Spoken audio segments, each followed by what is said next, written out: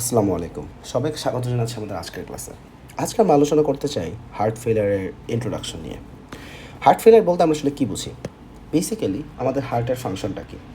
হার্টের ফাংশন ছিল সে পুরা সার্কুলেশন থেকে ভেনাস ব্লাডকে কালেক্ট করবে এবং কালেক্ট করার পরে সেই ব্লাডটাকে সে প্রথমে লাংসে পাঠাবে, রাইট?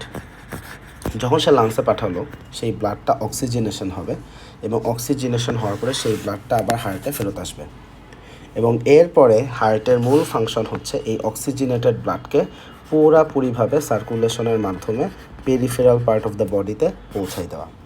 সো হার্টের বেসিক্যালি একটা ফাংশন যদি আসলে বলতে হয়, হার্টের মেইন ফাংশনই হচ্ছে সার্কুলেশনের মাধ্যমে আমার যত পেরিফেরাল টিস্যু আছে এই পেরিফেরাল টিস্যুতে ব্লাডকে পাম্প করে পৌঁছাই দেওয়া। হার্টের মূল ফাংশনটাই এটা। এখন হার্ট যদি এই কাজটা করতে ব্যর্থ হয় তাহলে কি হার্ট তার কাজ করতে পারলো না, তখনই সেটাকে আসলে হার্ট ফেলিয়ার বলা হয়। সো বেসিক্যালি হার্ট ফেলিয়ার আমরা আসলে তখনই বলবো যে আমাদের যে পেরিফেরাল যে টিস্যুগুলো আছে সেখানে যে অ্যাকচুয়ালি যে মেটাবলিক ডিমান্ড, এখানে এই কথাটা একটু ভালো করে খেয়াল করতে হবে যে আমাদের বডির পেরিফেরাল টিস্যুগুলোতে মেটাবলিক যে ডিমান্ড, সেই ডিমান্ডকে ফুলফিল করার জন্য যতটুকু ব্লাড পাঠানো দরকার সেই ব্লাডটা যদি হার্ট পাম্পিং করে পাঠাইতে না পারে, দ্যাট ইজ হার্ট ফেলিয়ার। এখন কেন আমরা এইভাবে বললাম, কেন আমরা এইভাবে বললাম না যে অ্যাডুকেট ব্লাড পাঠাইতে পারে নাই সে তাহলে সেটা হার্ট ফেলিয়ার? কারণ হচ্ছে এই মেটাবলিক ডিমান্ডের ব্যাপারটা আসলে সবসময় আমরা যেভাবে চিন্তা করি ব্যাপারটা সেরকম না। কিছু পার্টিকুলার কন্ডিশন আছে যেখানে আসলে একটা হার্ট নর্মাল যেভাবে পাম্পিং করে সেভাবেই পাম্পিং করতেছে। কিছু পার্টিকুলার কন্ডিশন আছে যেখানে হার্ট নর্মালি যেভাবে পাম্পিং করার কথা সে সেইভাবেই পাম্পিং করতেছে বা তার থেকে বেশি পাম্পিং করতেছে, কিন্তু এরপরেও সেখানে হার্ট ফেলিয়ার হতে পারে। কেন? কারণ ওই মোমেন্টে মেটাবলিক ডিমান্ড নর্মালের থেকে অনেক বেশি বেড়ে গেছে। যেমন উদাহরণ কি, ফর এক্সাম্পল থাইরোটক্সিকোসিস। সো থাইরোটক্সিকোসিসে যেটা হয়, পেরিফেরাল টিস্যুতে মেটাবলিক ডিমান্ড অনেক অনেক অনেক বেশি। সো হার্ট সেই পেরিফেরাল মেটাবলিক ডিমান্ডকে ফুলফিল করার জন্য অনেক বেশি বেশি করে পাম্পিং করতে থাকে, but yet it fails. So হার্টের এখানে সে অ্যাডিকুয়েট অ্যামাউন্টে পাম্পিং করার চেষ্টা করেও সে ডিমান্ডকে ফুলফিল করতে পারে না, because on the other hand সেইখানে আসলে ডিমান্ড অতিরিক্ত বেশি। সো এখানে ব্যাপারটা হচ্ছে হার্ট পাম্পিং করতে পারতেছে না, নট নেসেসারিলি সব জায়গায় কন্ডিশন এরকম। কিছু জায়গায় হার্ট বেশি বেশি পাম্পিং করেও ডিমান্ডকে ফুলফিল করতে ফেইল করতে পারে। ইন দ্যাট কেস ফেইল করার অর্থই এটা হার্ট ফেলার। সো তখন আমরা হয়তো বা ডিফারেন্ট ওয়ার্ড ইউজ করি, তখন হয়তো আমরা বলছি যে এইটা একটা হাই আউটপুট কার্ডিয়াক ফেলার। সো আসলে এই জন্য হার্ট যে অলওয়েজ পাম্পিং করতে পারতেছে না, মেসেজটা আসলে এটা না। এই জন্য আমরা আসলে এই পার্টিকুলার টার্মটা ইউজ করি যে হার্ট যদি পেরিফেরাল টিস্যুর মেটাবলিক ডিমান্ডকে মানে পূরণ করতে ব্যর্থ হয় তখনই সেটাকে আমরা আসলে হার্ট ফেলিয়ার বলতেছি। হ্যাঁ, এখন দ্যাট ইজ ট্রু যে অনেক কেসেই আসলে হার্টের সিস্টোলিক ডিসফাংশন হয়। অনেক কেসেই আমরা দেখি যে মনে করি কোনো একটা পেশেন্টের হয়তো বা ইসকেমিক হার্ট ডিজিজ হয়েছে, ফর এক্সাম্পল মায়োকার্ডিয়াল ইনফ্রাকশন হয়েছে, সেটা হওয়ার কারণে ভেন্ট্রিকুলার ওয়াল কিছু অংশ নেক্রোসিস হয়ে গেছে। সো স্বাভাবিকভাবে এটা প্রপারলি পাম্পিং করতে পারবে না। সো এরকম অনেকগুলো কন্ডিশন আছে যেখানে দেখা যাচ্ছে, for example suppose valvular heart disease, যে আমাদের যে হার্টের যে ভালভগুলো আছে সেই ভালভগুলো প্রপারলি ফাংশনাল না। সো সেইখানেও দেখা যাচ্ছে মেকানিক্যাল ওভারলোড অনেক বেশি বেড়ে যায়, বা সেখানে দেখা যাচ্ছে হার্ট প্রপারলি আসলে ব্লাডকে সামনে পাঠাইতে পারে না, নানা ধরনের সমস্যা হইতে পারে। সো এইগুলোতে দেখা যাচ্ছে adequate amount of blood peripheral টিস্যুতে হয়তো বা পৌঁছাতে পারতেছে না। সো ইয়েস, কিছু জায়গায় আমরা আসলে systolic dysfunction pi, but not necessarily সব জায়গায় সিস্টোলিক ডিসফাংশন থাকবে। কিছু জায়গায় এমনও হয় যে সিস্টোল আসলে নর্মাল আছে, মানে সিস্টোলিক ফাংশন অ্যাকচুয়ালি অ্যাডিকুয়েট আছে, কিন্তু the problem lies between another, মানে অন্য কোনো জায়গায় প্রবলেমটা আছে। আবার এমনও হইতে পারে হার্ট প্রপারলি সিস্টোলিক ফাংশন আছে কিন্তু হার্ট প্রপারলি ডায়াস্টল করতে পারতেছে না। ফর এক্সাম্পল, একটা হার্টের কাজ কী? প্রথমে ভেনাস সার্কুলেশন থেকে ব্লাড আসবে, সো তারপরে সেই ব্লাড আমাদের ভেন্ট্রিকলে আসবে, তাই তো? এখন আমার যদি ডায়াস্টলিক ফেলার হয় তাহলে তো আমি অ্যাডুকুয়েট অ্যামাউন্টে তো আসলে ভেন্ট্রিকল বা অ্যাট্রিয়াম ফিল আপই করতে পারবো না। আমি তো ভেন্ট্রিকল নিয়ে কথা বলতেছি হার্ট ফেলারে, সো ভেন্ট্রিকল তো ফিল আপ হইতে হবে প্রথমে। সো এই ফিল আপটা তো ডায়াস্টলের সময় হয়। এখন যদি এমন হয় যে হার্ট কোনো একটা ডিজিজের কারণে প্রপারলি ডায়াস্টল করতে পারতেছে না, সো সেখানেও তো আসলে দেখা যাচ্ছে ব্লাড আসার কথা সাপোজ 300 ml, ব্লাড আসছে হলো 100 ml। সো সিস্টোলিক ফাংশন যতই নর্মাল থাকুক ও তো অ্যাকচুয়ালি তো বেশি ব্লাড পাঠাইতে পারবে না। সো আসলে প্রবলেম যে কোনো জায়গায় থাকতে পারে, কিন্তু আলটিমেট নেট রেজাল্ট হচ্ছে মেটাবলিক ডিমান্ড অনুযায়ী heart adequate blood according to metabolic demand সে আসলে পাঠাতে পারে না। যখন সে এটা ফেল করলো তখনই সেটাকে আসলে আমরা বলছি this is a case of heart ফেলার। তাহলে এখন এই যে হার্ট ফেলারের জিনিসগুলো আসলে আমরা দেখি, এটা আসলে খুবই কমন একটা ফেনোমেনা। আমরা মোটা দাগে হার্ট ফেলার দুই রকমভাবে আসলে প্রেজেন্ট পাইতে পারি। একটা জায়গায় হতে পারে অ্যাকিউট হার্ট ফেলার, আর একটা হতে পারে ক্রনিক হার্ট ফেলার। সো অ্যাকিউট হার্ট ফেলার ব্যাপারটা কি? একটা অ্যাকিউট একটা ঘটনা ঘটছে, হঠাৎ করে পেশেন্টের হার্ট ফেল করছে, হঠাৎ করে, খুব অল্প সময়ের মধ্যে, ভেরি শর্ট ডিউরেশন। সো এগুলো কেমন হয়? সাধারণত এমআই পেশেন্টের ক্ষেত্রে এটা সবচেয়ে বেশি দেখা যায়, যে যখন মায়োকার্ডিয়াল ইনফ্রাকশন হয়, বিশেষ করে যদি আমরা দেখি যে পেশেন্টের অ্যান্টেরিয়র এমআই হচ্ছে। অ্যান্টেরিয়র এমআইতে আসলে কি, লেফট অ্যান্টেরিয়র ডিসেন্ডিং যে আর্টারি, সেই আর্টারিতে একটা আমরা দেখি যে অ্যাথেরোস্ক্লেরোটিক প্লাক রাপচার হয়ে গেছে। সো এটা দেখা যাচ্ছে আমাদের আসলে লেফট ভেন্ট্রিকলে সাপ্লাই দেয়, তো so particular portion of the left ventricle সেই জায়গাটা নেক্রোসিস হয়ে যায়। সো সেখানে স্বাভাবিকভাবেই লেফট ভেন্ট্রিকুলার ফাংশনটা কমে আসবে। সো যখন লেফট ভেন্ট্রিকুলার ফাংশন কমে আসে, এখান থেকে অ্যানি মোমেন্ট পেশেন্টের অ্যাকিউট হার্ট ফেলার ডেভেলপ করে। সো এখন যখন এইরকম অ্যাকিউট হার্ট ফেলার ডেভেলপ করলো তখন কি হয়? তখন সিম্পলি জাস্ট চিন্তা করো যে এটা আমাদের হার্ট, তো মনে করো আমি লেফট ভেন্ট্রিকল নিয়ে আশা করতেছি। সো এইটুকু জায়গায় মনে করো নেক্রোসিস হয়ে গেছে, এখন হার্ট তো প্রপারলি পাম্প করতে পারতেছে না। সো ইনিশিয়ালি ডায়াস্টোলে সে যতটুকু ব্লাড নিছিল, নর্মালি হয়তো বা তার ডায়াস্টোলিক ফিল আপের পরে যে ব্লাড থাকে তার 50 থেকে 70% ব্লাড তার ইজেকশন করতে পারার কথা, অর্থাৎ ইজেকশন ফ্র্যাকশন নর্মালি 50 থেকে 70%-এর মধ্যে থাকা উচিত। কিন্তু এখন যখন এইটুকু জায়গায় নেক্রোসিস হয়ে গেছে, সে প্রপারলি পাম্পিং করতে পারবে না, তখন দেখা যাচ্ছে ইজেকশন ফ্র্যাকশন হয়তো বা 30%, 40%-এ নেমে আসলো। তাহলে ইজেকশন ফ্র্যাকশন যখন নেমে আসো, তার মানে কি, ভেন্ট্রিকলে কিছু ব্লাড থেকে গেল যেটা সে ড্রেইন করতে পারে না বা সামনে পাম্প করতে পারে না। সো এভাবে তো একটু পরপর খালি কন্টিনিউসলি ব্লাড এসেই যাচ্ছে। সো একটু পরে যেটা হয়, ভেন্ট্রিকলে আসলে এত পরিমাণ ব্লাড জমে যায় যে প্রপারলি অ্যাট্রিয়াম আর ব্লাডকে ড্রেইন করতে পারে না, বা যতটুকু ড্রেইন করতে পারা উচিত ততটুকু ড্রেইন হইতে পারে না। সো আলটিমেটলি যেটা হয়, এখানে তো আমাদের ড্রেইন করতেছিল 4টা পালমোনারি ভেইন, এই পালমোনারি ভেইনে তখন কনজেশন হয়, তখন কি হয়, পালমোনারি ভেইনাস কনজেশন। এবং এটা খুব দ্রুত, খুব অল্প সময়ের মধ্যে ঘটনাটা ঘটে। সো যখন পালমোনারি ভেইনাস কনজেশন হয়, তখন আলটিমেটলি আমরা তখন দেখি পেশেন্টের এখানে পালমোনারি এডেমা ডেভেলপ করে। সো দেখা যাচ্ছে এমআই পেশেন্টে এটা খুব ফ্রিকুয়েন্টলি হয়। আবার এমনও হতে পারে কোনো একটা পার্সনের সাডেনলি মাইট্রাল ভালভ, এইটা দেখা যাচ্ছে কোনো একটা কারণে হয়তো বা প্রোল্যাপস হয়ে গেল।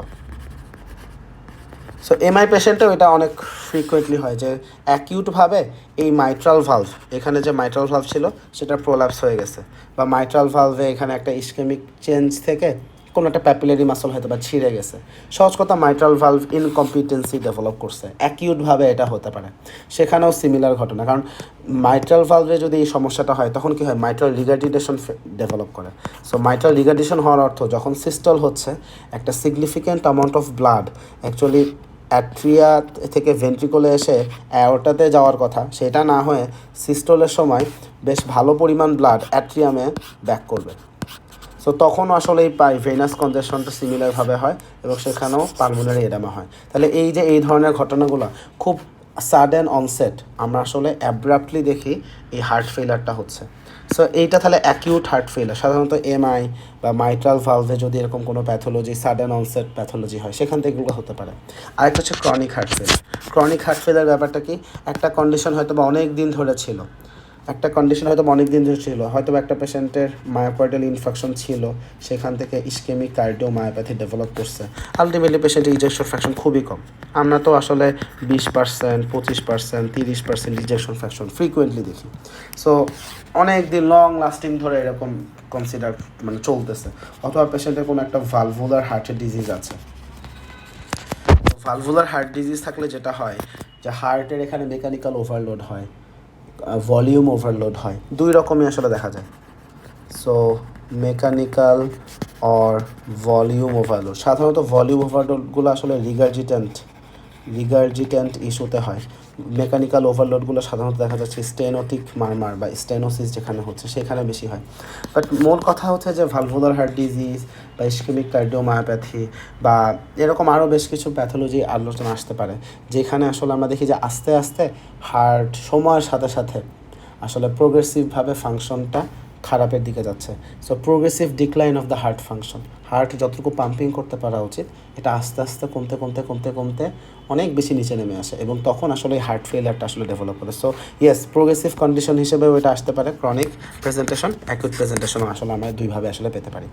এখন কথা হচ্ছে একটা পেশেন্টের যদি আসলে হার্ট ফেলিয়ার ডেভেলপ করে, সেখানে হার্ট ফেলিয়ার হলে সেইটারই একটা মানে কাইন্ড অফ একটা কম্পেনসেশনের চেষ্টা করে আমাদের বডি থেকে, যদিও সে কম্পেনসেটরি মেকানিজমগুলো একটা সার্টেন লিমিটের পরে ফেল করবে, কিন্তু একদম ইনিশিয়ালি সে কাইন্ড অফ একটা কাউন্টার করার চেষ্টা করে। সো একদম ইনিশিয়ালি আমাদের হার্টের মধ্যে কিছু ফিজিওলজিক্যাল মেকানিজম আছে যেই জিনিসটা ইনিশিয়ালি হার্ট ফেলারের প্রবলেমটাকে কাউন্টার করার চেষ্টা করে। ইনিশিয়ালি হয়তো বা সে সফলও হয়, কিন্তু সময়ের সাথে সাথে এটা অ্যাকচুয়ালি একটা টাইমে গিয়ে এটা আসলে ফেল করে। সো এই সিস্টেমটা আমাদেরকে একটু বুঝতে হবে। এটা কেন বুঝতে হবে? এই সিস্টেমগুলো লম্বা সময়তেও অ্যাক্টিভেটেড থাকে, এবং এই প্যাথোলজিক্যাল চেঞ্জেসগুলোকে যদি আমরা অ্যাড্রেস করতে পারি, সেই অনুযায়ী আমরা হার্ট ফেলিয়ার ম্যানেজমেন্টও আসলে দিয়ে থাকি। সো এক এক করে আসি। তো আমাদের যদি কোনো একটা পেশেন্টের হার্ট ফেলিয়ার ডেভেলপ করে, আমাদের হার্ট কীভাবে সেটাকে কম্পেনসেট করা ট্রাই করে বা সেখানে কী কী মেকানিজম আসলে ফাংশন করে। সো সবার আগে যেটার কথা বলবো সেটা হচ্ছে ফ্র্যাঙ্ক স্টার্লিং ল।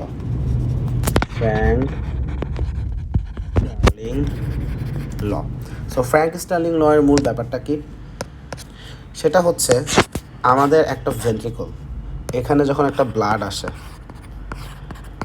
যখন এন্ড ডায়াস্টলিক ভলিউম আসলো আর কি, এটা কি করতেছে, চারদিক থেকে সে একটা প্রেশার ক্রিয়েট করে, এবং তখন এটা একটু ডিস্টেন্ডেড হয়, রাইট? ভেন্ট্রিকুলার ওয়াল একটু ডিস্টেন্ডেড হয়। এখন যখন হার্ট ফেইলার হচ্ছে, তখন কিন্তু আলটিমেটলি এই এন্ড ডায়াস্টলিক ভলিউম আসলে আমরা একটু বেশি এক্সপেক্ট করি, রাইট? সো সেটা আসলে সিস্টোলিক ডিসফাংশন হোক বা ডায়াস্টোলিক ডিসফাংশন হোক, বোথ ওয়েতেই আমরা আসলে পরবর্তীতে যেটা দেখি যে আমাদের এই ভেন্ট্রিকলে অ্যাকচুয়ালি বেশি পরিমাণ ব্লাড তাকে অ্যাকোমোডেট করতে হয়। সো এই যে এখানে তার এন্ড ডায়াস্টোলিক ভলিউমটা অ্যাকচুয়ালি বেড়ে গেল, সো এইটা ভেন্ট্রিকুলার ওয়ালকে কাইন্ড অফ একটু স্ট্রেচিং করে। তাহলে কি হলো? ভেন্ট্রিকুলার ওয়াল এটা স্ট্রেচিং হলো। এখন এই যে স্ট্রেচিং হওয়ার কনসিকুয়েন্স কি? তাহলে এখানে আমাদের যে কার্ডিয়াক যে মায়োসাইটগুলো আছে সেটা স্ট্রেচিং হচ্ছে, রাইট? Cardiac myocyte stretching. যখন কার্ডিয়াক মায়োসাইটের স্ট্রেচিং হলো, এরপরের জিনিসটা কি? এখন মায়োসাইট, এখানে যে আমাদের অ্যাক্টিন মায়োসিন যেই আমাদের কানেকশনটা ছিল, সেটা আসলে কাইন্ড অফ এখানে বেড়ে যায়। সো অ্যাক্টিন মায়োসিন যে ইন্টারাকশন, সেই অ্যাক্টিন মায়োসিন ইন্টারাকশনটা অ্যাকচুয়ালি ওই মোমেন্টে তখন বেড়ে যায়, এবং বেড়ে গেলে যেটা হয়, এটার রেসপন্সে হার্ট আগের থেকে একটু বেশি স্ট্রং ফোর্সফুল কন্ট্রাকশন করতে পারে। সো এই ফ্র্যাঙ্ক স্টার্লিং লর মূল ব্যাপারটা হচ্ছে হার্ট ওয়াল যত ডিস্টেন্ডেড হবে, প্রপোর্শনেটলি সেই অনুপাতে আমাদের কার্ডিয়াক কন্ট্রাকশন বাড়বে। সো হার্ট ওয়াল যত ডিস্টেন্ডেড হবে, এই কন্ট্রাকশনের ফোর্স তত বৃদ্ধি পাবে। সো এইটাই হচ্ছে ফ্র্যাঙ্ক স্টার্লিং ল। কিন্তু ফ্র্যাঙ্ক স্টার্লিং লর একটা অপটিমাম একটা লিমিট আছে। ওই লিমিট যদি সে ক্রস করে আরও ফার্দার ডিস্টেন্ডেড হয়, সেখানে কিন্তু কার্ডিয়াক এই কন্ট্রাক্টাইল ক্যাপাসিটিটা কিন্তু সেখানে আবার যা ফল করবে। মনে করি এইটা হচ্ছে তার সেই লিমিট, এন্ড লিমিট। কিন্তু যদি এর বাইরেও আমাদের ডিস্টেনশন হয়, মনে করি এতটুকু ডিস্টেন্ডেড হয়ে গেছে, সেই মোমেন্টে কিন্তু কার্ডিয়াক কন্ট্রাক্টিলিটি আর বাড়বে না, বরং সেখানে কন্ট্রাক্টিলিটি আবার ফল করা শুরু করবে। সো একটা সার্টেন লিমিট, একটা থ্রেশহোল্ড লিমিট আছে, ওই লিমিটের আগ পর্যন্ত আমাদের ভেন্ট্রিকল যত মানে ডিস্টেন্ডেড হবে, ফ্র্যাঙ্ক স্টার্লিং ল অনুযায়ী সেটার প্রপোর্শনেটলি সে আরও বেশি পরিমাণ ফোর্স অফ কন্ট্রাকশন আসলে জেনারেট করতে পারে। কিন্তু ওই লিমিটটা ক্রস করে গিয়ে ফার্দার আরও ডিস্টেন্ডেড হলে এটা কিন্তু তখন আবার ওটা লস করে ফেলে। সো এটা হচ্ছে ফ্র্যাঙ্ক স্টার্লিং ল, এইভাবে ফাংশনটা করে। এর বাইরে আর কী কী আছে? এখানে আমাদের কিছু নিউরো হরমোনাল কিছু মেকানিজম ফাংশন করে। যেমন যেই মোমেন্টে হার্ট ফেলার হচ্ছে, তখন আমরা যেটা দেখি যে সিম্প্যাথেটিক অ্যাক্টিভেশন হয়ে যায়। তখন আমরা দেখি যে সিম্প্যাথেটিক অ্যাক্টিভেশন হয়ে যায়। সো সিম্প্যাথেটিক অ্যাক্টিভেশন হওয়ার অর্থ হচ্ছে আমাদের এই জায়গাটাতে নরএপিনেফ্রিন বা এপিনেফ্রিন এইগুলো আমাদের অ্যাড্রেনাল গ্ল্যান্ড থেকে বা সিম্প্যাথেটিক এইগুলো থেকে এগুলো আসলে তখন রিলিজড হওয়া শুরু করে। সো এরা রিলিজ হলে কি হবে, এই এপিনেফ্রিন বা নরএপিনেফ্রিন এরা কি করবে, এরা একদিকে হচ্ছে আমাদের পেরিফেরাল ভাস্কুলার রেজিস্ট্যান্স বাড়ানোর একটু চেষ্টা করবে, যেটা একটু ব্লাড প্রেশারকে বাড়াইতে চাইবে। আবার দেখা যাচ্ছে এদের প্রভাবে সরাসরিভাবে আমাদের হার্টের যে বেটা 1 রিসেপ্টর আছে, সেই হার্টের বেটা 1 রিসেপ্টর যখন অ্যাক্টিভেটেড হয়ে যাবে, সেটার প্রভাবে দেখবো আমরা হার্ট রেট বেড়ে যাচ্ছে, হার্টের কন্ট্রাক্টিলিটি এটাও বেড়ে যাচ্ছে। সো এই রেসপন্সটা আমরা পাবো। সো আমরা দেখবো যে তখন অ্যাকিউট হার্ট ফেলিয়ার হোক বা ক্রনিক হার্ট ফেলিয়ার হোক, বোথ জায়গাতেই সিম্প্যাথেটিক অ্যাক্টিভেশনটা থাকে এবং এই সিম্প্যাথেটিক অ্যাক্টিভেশনটা হার্ট রেটকে সে বাড়ায় দিবে, কার্ডিয়াক কন্ট্রাক্টিলিটিকে সে বাড়ায় দিবে এবং সে to some extent peripheral vascular রেজিস্ট্যান্সকেও বাড়ানোর চেষ্টা করে, যেন পেরিফেরাল আমাদের যেই সার্কুলেশন সেখানে যেন দেখা যাচ্ছে যে পারফিউশনটাকে সে একটু ধরে রাখার চেষ্টা করে। সো এইটা একটা কাজ করে। এর বাইরে অ্যাট দ্য সেম টাইম আমরা দেখি আমাদের রেনিন, অ্যাঞ্জিওটেনসিন, অ্যালডোস্টেরন সিস্টেম এটাও অ্যাক্টিভেটেড হয়ে যায়। এটা অ্যাক্টিভেটেড হওয়ার এখানে মূল মানে আমাদের প্রয়োজনটা কি, এইটা একদিক থেকে ভ্যাসো কনস্ট্রিকশন করবে এবং যখন এখানে ভ্যাসো কনস্ট্রিকশন হবে সেটা পেরিফেরাল ভাস্কুলার রেজিস্ট্যান্সকে যখন বাড়ায় দেয়, সেটা অ্যাকচুয়ালি পেরিফেরালি আমাদের যে আউটফ্লোটা, এই আউটফ্লোটাকে সে একটু ধরে রাখার চেষ্টা করে, simple as that. So PVR যখন বেড়ে যাচ্ছে সে জাস্ট আমাদের পারফিউশনটা একদম এন্ড যে পারফিউশনটাকে সে একটু ধরে রাখার চেষ্টা করে। আরেকটা জিনিস কি, এখানে অ্যালডোস্টেরন যখন অ্যাক্টিভেটেড হয়ে যায় সেটা আসলে এখানে সল্ট অ্যান্ড ওয়াটার রিটেনশন করে এবং যখন সল্ট অ্যান্ড ওয়াটার রিটেনশন করে সেটা কাইন্ড অফ একটু কার্ডিয়াক ভলিউমটাকে আসলে বাড়ায় দেয় বা ব্লাড ভলিউমটাকে বাড়ায় দেয় এবং এটা ব্লাড ভলিউম বাড়ায়, সেটা হচ্ছে পারফিউশনটা ধরে রাখার চেষ্টা করে। তাহলে একদিকে সে ব্লাড ভলিউম বাড়ানোর চেষ্টা করতেছে, আরেকদিকে সে ভ্যাসো কনস্ট্রিকশন করে ব্লাড প্রেশারটা বাড়ায়, পারফিউশন ধরে রাখার চেষ্টা করে। অ্যাট দ্য সেম টাইম এখানে আরও একটা কাজ হয়, সেটা হচ্ছে আমাদের এএনপি রিলিজড হয়, অ্যাট্রিয়াল নাইট্রিইউরেটিক পেপটাইড। এটা আসলে অ্যাট্রিয়া থেকেই রিলিজড হয়। এটা আসলে র্যাসকে কাউন্টার অ্যাক্টিভিজম করে, কারণ র্যাস থেকে আমার যে ফ্লুইড ওভারলোড হচ্ছে, এই ফ্লুইড ওভারলোড এইখানে আসলে এটাকে সে আসলে কাউন্টার করতে চায়। সে যেটা করে এএনপির প্রভাবে আমরা দেখি নাইট্রিইউরেসিস হয়, ডাইইউরেসিস হয়। সো সে যেটা করে, সে আসলে সল্ট অ্যান্ড ওয়াটার রিটেনশন যেটা হচ্ছে সেটাকে কাইন্ড অফ কাউন্টার করে। সো এটা আসলে মূল ব্যাপারটা হচ্ছে এই দুইটা সিস্টেমের মধ্যে একটা ব্যালেন্স থাকে, এই ব্যালেন্স সিস্টেমটা মেনটেন করে সে আসলে আমরা দেখি যে ফিজিওলজিক্যালি এটাকে হ্যান্ডেল করার চেষ্টা করে। কিন্তু মূল ব্যাপার হচ্ছে হার্ট ফেইলার একটা সার্টেন স্টেজে যাওয়ার পরে এই কম্পেনসেটরি মেকানিজমগুলো অ্যাকচুয়ালি ফেল করে, কিন্তু ফেল করলেও যেটা হয় সেটা হচ্ছে এই মেকানিজমের উপর বেস করে কিন্তু আমরা আসলে ফার্দার পেশেন্টের ট্রিটমেন্ট করে থাকি। যেমন এই যে সিম্প্যাথেটিক অ্যাক্টিভেশন, এটা আমাদের দেখা যাচ্ছে অ্যাকিউট কেসে এটা দরকার, অ্যাকিউট হার্ট ফেইলারে এটা আমাদের জন্য খুব গুরুত্বপূর্ণ, কিন্তু ক্রনিক হার্ট ফেইলারে সিম্প্যাথেটিক অ্যাক্টিভেশন অ্যাকচুয়ালি সেটা আমাদের কন্ডিশনকে ওর্স করে। সো এই জন্য আমরা কী করি, আমরা অ্যাকিউট হার্ট ফেইলারে আমরা পেশেন্টকে বেটা ব্লকার দিই না। অ্যাকিউট হার্ট ফেলারে বেটা ব্লকার কন্ট্রাইন্ডিকেটেড, বিকজ ওই মোমেন্টে sympathetic activation kind of life saving কাজ করে। কিন্তু যেটা ক্রনিক হার্ট ফেলার, ক্রনিক অবস্থায় sympathetic activation kind of makes it worse, kind of এটা হার্ট ফেলারকে আরও খারাপ করে দেয়, সেটা অ্যাকচুয়ালি ভালোর দিকে যায় না, সেটা ওভারঅল কন্ডিশন আরও খারাপ হয়। সেই জন্য ক্রনিক হার্ট ফেলারে বেটা blocker kind of first line রাখা, ক্রনিক হার্ট ফেলারে বেটা ব্লকার আমাদের ফার্স্ট লাইন এজেন্ট। আবার এই যে র্যাস অ্যাক্টিভেশন, এখন এই যে র্যাস অ্যাক্টিভেশন এখানেও আমরা কাজ করি। আমাদের হার্ট ফেলারে আমরা আসলে এটাকে দুই ভাগে ভাগ করি, আমরা সামনে আলোচনা আসবে। Heart failure with reduce ejection fraction আর একটা হচ্ছে heart failure with preserved ejection fraction. যেটা heart failure with reduced ejection fraction, এইখানে আমরা ফার্স্ট লাইন এজেন্ট হিসেবে একটা ড্রাগের নাম আসলে সেটা এসি ইনহিবিটর বা এআরবি। সো এসি ইনহিবিটর বা এআরবি এখানে কেন দিচ্ছি, তাহলে আমাদের এই রাস অ্যাক্টিভেশনকে আমরা আসলে কাউন্টার করতে চাই। সো ক্রনিক হার্ট ফেইলারে আমরা চাই এই জিনিসটা বন্ধ হোক, কারণ এইটার জন্য যে সল্ট অ্যান্ড ওয়াটার রিটেনশন যেটা হয় সেটা অ্যাকচুয়ালি পেশেন্টের কন্ডিশনকে আরও খারাপ করে দেয়। সো এই জায়গাটা এই জন্য আমরা আসলে এটাকে কাউন্টার করতে চাই এবং এই জন্য আসলে ক্রনিক হার্ট ফেইলারে এসি ইনহিবিটর বা এআরবি একদম ফার্স্ট লাইন এজেন্ট। আবার এই যে এএনপি নাইট্রিউরেসিস করতেছে, ডায়াবেটিস করতেছে, ক্রনিক হার্ট ফেইলারে এটা অ্যাকচুয়ালি আমাদের ফেভারে যায় এবং এই জিনিসটাকে আমরা এই জন্য অগমেন্ট করি। এই জন্য দেখা যাচ্ছে ক্রনিক হার্ট ফেইলারের পেশেন্টকে আমরা স্যাকুবিট্রিল এগুলো ইউজ করি, বা স্যাকুবিট্রিলগুলো কেন দিচ্ছি, নেপ্রিলাইসিন ইনহিবিটর, তাই না? এই এএনপি এগুলোর ব্রেকডাউনকে আমরা আসলে হল্ট করার চেষ্টা করি, কারণ নেপ্রিলাইসিন এটাকে ভেঙে দেয়। আমি নেপ্রিলাইসিনের ব্রেকডাউন যদি করতে পারি, নেপ্রিলাইসিনকে যদি ইনহিবিট করতে পারি, তাহলে যেটা হবে এএনপি ব্রেকডাউন কমে যাবে। সো সেটা আমাদের এই নাইট্রিউরিসিস ডায়ারিসিসকে মেনটেন করতে পারবে, যেটা আমাদের ক্রনিক হার্ট ফেলিয়ার আমাদের জন্য আসলে বেনিফিশিয়াল হয়। সো প্যাথোলজির অনুযায়ী আমাদের এখানে ফার্মাকোলজিক্যাল অ্যাপ্লিকেশনটা চলে আসে, তাহলে এই রেসপন্সটা আমরা আসলে পাই। এর বাইরে আসলে মেকানিক্যাল কিছু রেসপন্স আসলে হয়। মেকানিক্যাল রেসপন্স বলতে কীরকম, মনে করি কোনো একটা পেশেন্টের লং স্ট্যান্ডিং হাইপারটেনশন আছে, অথবা কোনো একটা পেশেন্টের long standing valvular heart disease আছে। সো যেখানে ভালভুলার হার্ট ডিজিজ সেখানে মেকানিক্যাল ওভারলোড বেশি বা ভলিউম ওভারলোড বেশি, হাইপারটেনশন থাকলেও সেখানে এরকম মেকানিক্যাল ওভারলোড বেশি থাকে। সো এইগুলোর রেসপন্সে হার্টকে যেটা করতে হয়, সে অ্যাডিকুয়েট ব্লাড যদি তাকে আসলে পাম্পিং করে সামনে পাঠাইতে হয়, হার্টের ওয়ার্কলোডটা সেখানে খুব বেশি থাকে। সো এক্সেসিভ ওয়ার্কলোড যখন তার হচ্ছে, সেখানে কম্পেনসেটরি অ্যাপ্রোচ হিসেবেই সেখানে আমরা দেখি যে কার্ডিয়াক মাসলের এই হাইপারট্রফি হয়। সো আমরা সেখানে কার্ডিয়াক মাসলের এরকম হাইপারট্রফি হতে দেখি। তো যখন হাইপারট্রফি হচ্ছে, এটা কিন্তু আসলে সে এই ওভার ওয়ার্কলোডটাকে মানে কভার আপ করার জন্যই আসলে হাইপারট্রফিটা হয়, কারণ তার মাসল ম্যাস যত বেশি হবে, তার কন্ট্রাকশনের ফোর্স সে আসলে তত বাড়াইতে পারবে।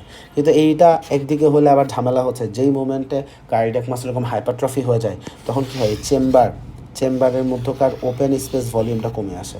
হয়তো বা আগে এটা এতটুকু ছিল, সো চেম্বারের ফ্রি ভলিউমটা আগে অনেক বেশি ছিল, কিন্তু এখন কী হলো, মাসল হাইপারট্রফি হয়ে এটা এতখানি হয়ে গেছে, এটা এতখানি বেড়ে গেছে। সো এই যে ফ্রি ভলিউম যতটুকু ছিল, এটা আসলে কমে যায়। সো সেইটা আমাদের আবার দেখা যাচ্ছে সেখানে আবার ডায়াস্টোলিক ফেইলারের রিজন ডেভেলপ করতে পারে। সো এই ধরনের চেঞ্জেসগুলো আমরা আসলে এখানে পেতে দেখি। তাহলে আমরা কী ধরনের মেকানিক্যাল বা নিউরো হরমোনাল চেঞ্জেস আছে সেটা আমরা একটা আইডিয়া পেলাম। এখন কথা হচ্ছে হার্ট ফেলিয়ারের ক্ষেত্রে আমি একদম শুরুতে যেটা বললাম, যে আসলে হার্ট ফেলিয়ার এখানে আমাদের সবসময় যে সিস্টোলিক ডিসফাংশনের ব্যাপারটা এরকম না। হার্ট ফেলিয়ার এখানে তাহলে আমাদের দুই রকম প্রেজেন্টেশনে হতে পারে। প্যাথোলজি হতে পারে আমাদের সিস্টোলিক ডিসফাংশন, প্যাথোলজি হতে পারে সিস্টোলিক ডিসফাংশন, যে হার্ট প্রপারলি সিস্টোল করতে পারতেছে না। আরেকটা হতে পারে ডায়াস্টোলিক ডিসফাংশন, যে সে প্রপারলি ডায়াস্টোল করতে পারতেছে না। সো সিস্টোলিক ডিসফাংশনের ব্যাপারটা কি? সো ব্যাপারটা হচ্ছে মোস্ট অফ দ্য টাইম এখানে দেখা যাচ্ছে ইসকেমিক হার্ট ডিজিজ অথবা ইসকেমিক কার্ডিওমায়োপ্যাথি, ডায়ালেটেড কার্ডিওমায়োপ্যাথি, এই ধরনের কন্ডিশনগুলো ব্যাকগ্রাউন্ডে থাকে, যে বা ভালভুলার হার্ট ডিজিজও সেখানে থাকতে পারে। সো দেখা যাচ্ছে যে এরকম লং স্ট্যান্ডিং এই কেসগুলোতে ultimately left ventricle properly pumping করতে পারতেছে না। The main problem is that left ventricle can not pump properly. So এখানের পেছনে আমরা সবচেয়ে কমনলি এই ইসকেমিক কার্ডিওমায়োপ্যাথি, ডায়ালেটেড কার্ডিওমায়োপ্যাথি, এইগুলো আসলে মোস্ট অফ দ্য টাইম আসলে দেখে থাকি। সো এখানে যেটা হচ্ছে যে সে নর্মালি যতটুকু ইজেকশন করতে পারা উচিত তার থেকে কম থাকে। নর্মালি ইজেকশন ফ্র্যাকশন 50 থেকে 70% হওয়ার কথা, এখানে ইজেকশন ফ্র্যাকশন তার থেকে কম থাকে। সো এই যে সিস্টোলিক ডিসফাংশন থেকে একটা হার্ট ফেলিয়ার হলো, এটাকে আমরা বলি heart failure with reduced ejection fraction. এবং এই heart failure with reduced ejection fraction এটাই আসলে সবচেয়ে কমন, এবং আমরা এটাকে আসলে কনসিডার সবচেয়ে বেশি করি, বা এটাকে নিয়ে আমরা সবচেয়ে বেশি আলোচনা করি। আরেকটা হচ্ছে ডায়াস্টোলিক ডিসফাংশন। ডায়াস্টোলিক ডিসফাংশনে হার্টের সিস্টোলিক ফাংশনে কোনো ইম্পেয়ারমেন্ট নাই, সিস্টোলিক অল ওকে, বাট ঝামেলা হচ্ছে সে ডায়াস্টল প্রপারলি করতে পারতেছে। এখন ডায়াস্টল কেন করতে পারতেছে না? হতে পারে পেরিকার্ডিয়ামের চারদিকে এমনভাবে ফাইব্রোসিস হয়ে গেছে, হার্ট ডিস্টেন্ট হইতে পারে না। তো কনস্ট্রিকটিভ পেরিকার্ডাইটিসে এই ব্যাপারটা আমরা দেখি। আবার দেখা যাচ্ছে যে হার্টের মধ্যে এরকম হার্ট ওয়াল কোনোভাবে হয়তো ফাইব্রোসিস হয়ে গেছে, কার্ডিয়াক ফাইব্রোসিস, যে কোনো একটা কোনো কারণে হয়তো বা কার্ডিয়াক ফাইব্রোসিস হয়ে গেছে। সো হার্ট প্রপারলি সেখানে ডায়াস্টল করার ক্যাপাসিটিটা কমে গেল। সো এরকম আমাদের অ্যানি সর্ট অফ কন্ডিশন যেখানে আসলে হার্ট প্রপারলি ডায়াস্টল করতে পারতেছে না।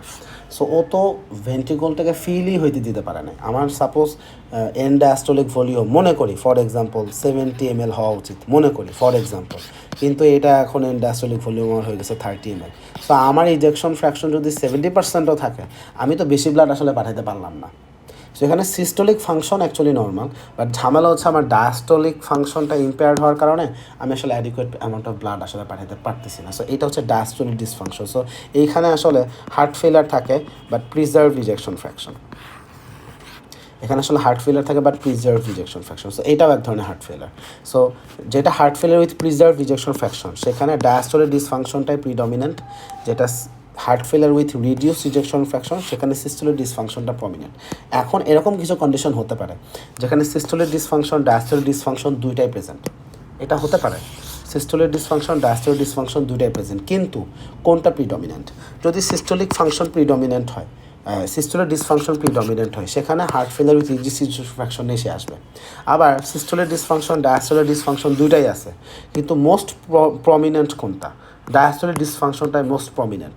তাই যদি হয়, patient actually heart failure with preserve rejection fraction নিয়ে আমাদের কাছে আসবে। সো এই কারণে আসলে আমরা এইভাবেই এটাকে আসলে এখন ডেসক্রাইব করি যে হার্ট ফেলার আইদার বলি অ্যাকিউট হার্ট ফেলার বা ক্রনিক হার্ট ফেলার। আর ক্রনিক হার্ট ফেলারের কথা বললে সাধারণত এই রিডিউস রিজেকশন ফ্র্যাকশন বা প্রিজার্ভ রিজেকশন ফ্র্যাকশন, এইভাবে আসলে আমরা এটাকে আসলে ডেসক্রাইব নর্মালি করে থাকি। সো তাহলে আমাদের এই যে একটা পেশেন্টে হার্ট ফেলার নিয়ে আসছে, হার্ট ফেলারকে আমরা আসলে আরও কিছু নামেও বলতে পারি। হার্ট ফেলার is equal to congestive cardiac ফেলার বা কনজেস্টিভ হার্ট ফেলার। তাহলে কনজেস্টিভ হার্ট ফেলার, কনজেস্টিভ কার্ডিয়াক ফেলার আর হার্ট ফেলার, তিনটা আসলে একই কথা। সো এখন এটার সিস্টোলিক ডিসফাংশন নিয়ে আসুক, ডায়াস্টোলিক ডিসফাংশন নিয়ে আসুক, বোথ ওয়েতে এই ব্যাপারটা আছে। এখন একটা পেশেন্ট হার্ট ফেলার হলে আলটিমেটলি পেশেন্ট আমাদের কাছে কী নিয়ে আসে? সো আমার হার্ট ফেলার হলে কমনলি কিছু প্রেজেন্টেশন পাই। বিশেষ করে দেখা যাচ্ছে যে পেশেন্টের এখানে আমরা দেখবো যে তার পারফিউশনটা লো হয়ে যাচ্ছে, সো উইকনেস, ডিজিনেস, এগুলো আসলে খুব ফ্রিকুয়েন্টলি আমরা আসলে হতে দেখি। এর বাইরে মোস্টলি যখন আমরা আসলে দেখি যে ভলিউম ওভারলোড হয়ে যাচ্ছে, সো সেই মোমেন্টে দেখা যাচ্ছে পেশেন্টের এডেমা ডেভেলপ করে। তো সাধারণত এডেমাটা ক্রনিক হার্ট ফেলারে লেগে সবার আগে আসে, সো লেগ এডেমাটা সবার আগে আসে। আবার অ্যাকিউট হার্ট ফেলারের ক্ষেত্রে আমরা আসলে দেখি যে পালমোনারি এডেমা ডেভেলপ করে, যেটা একটু আগে দেখালাম। সো পালমোনারি এডেমা ডেভেলপ করলে পেশেন্টের সেটার জন্য রেসপিরেটরি ডিস্ট্রেস বা ডিসনিয়া নিয়ে এসে আমাদের কাছে আসে। সিগনিফিকেন্ট রেসপিরেটরি ডিস্ট্রেস থাকে, পেশেন্টের স্যাচুরেশন অনেক কমে যায়। সো এই ধরনের প্রেজেন্টেশন আমরা আসলে পেতে পারি। সো উইকনেস, ডিজিনেস, এডেমা, এইগুলো আসলে আমরা কমনলি দেখি। বিশেষ করে দেখা যাচ্ছে যে যেখানে ভলিউম ওভারলোড হচ্ছে বা রাইট হার্ট ফাংশনটা যদি পার্টিকুলারলি বেশি অ্যাফেক্টেড হয়, সেখানে আমরা দেখি যে জেভিপি পেশেন্টের রেইজড হয়ে যায়। এখানে টেন্ডার হেপাটোমেগালি এগুলো নিয়েও আমাদের কাছে আসে। ইভেন পেশেন্ট জন্ডিস নিয়েও আসতে পারে। সো লং স্ট্যান্ডিং কেস হলে জন্ডিস নিয়েও আসতে পারে। সো এই ধরনের প্রেজেন্টেশনও থাকে, বা সামনে এগুলো নিয়ে আমরা একটু ডিটেলস আলোচনা করবো ইনশাল্লাহ। আজকের ক্লাস এই পর্যন্তই। আমি পার্টিকুলারলি দেখাচ্ছি আমি কতটুকু পড়াইছি। আমি আসলে রবিন্সের হার্ট ফেলারের শুরু থেকে প্যাথোফিজিওলজি অফ হার্ট ফেলারের আগ পর্যন্ত পড়াইছি। সো এতটুকু আমরা সোফার ক্লাস নিছি। সো এইখানে যা কিছু আছে মোটামুটি এটা আলোচনা করেছে। নেক্সট ক্লাসে ইনশাল্লাহ আমরা pathophysiology of progression to heart failure, এটা নিয়ে আমরা ডিসকাশন করবো ইনশাল্লাহ।